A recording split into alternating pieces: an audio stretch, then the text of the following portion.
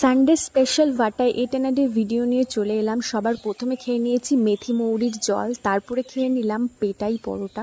এই পেটাই পরোটা অনেক দিন পর খাচ্ছি, যদিও বা এই পরোটাটা আমি আর বোন দুজনে শেয়ার করে খেয়েছি, কারণ এগুলো একটু অ্যাভয়েড করি আমরা। আর তারপরে খেয়ে নিয়েছিলাম আম। এই সামারে আম তো একদম ম্যান্ডেটারি। আর দুপুরের লাঞ্চটা ছিল কিন্তু সানডে স্পেশাল চিকেন আর ভাত, সাথে যদিও বা ডাল আর তড়কা, যে দুটো লেফট ওভার ছিল, আর তার সঙ্গে ছিল নোটে শাক। আর লাঞ্চটা কমপ্লিট করে নেওয়ার পর খেয়ে নিলাম ঠান্ডা ঠান্ডা টক দই। আর তারপরেও আমার ঠান্ডার ক্রেভিংস মিটছিল না, তাই খেয়ে নিলাম একটা আম আইসক্রিম। সন্ধ্যাবেলা চলে এসেছি এখানে রুটি করতে। যেহেতু ডিনারে আমরা রুটি খাই, সেই কারণের জন্য রুটি করে নিচ্ছে। চিকেনের সঙ্গে রুটির কম্বিনেশন তো একটা আলাদা লেভেলের, তাই না? অনেক দিন পর আমি আবার ভাটা এটেনাডের ভিডিও নিয়ে আসলাম। বেশ কিছুদিন আমার কিন্তু এই ভিডিও শেয়ার করা হয়নি।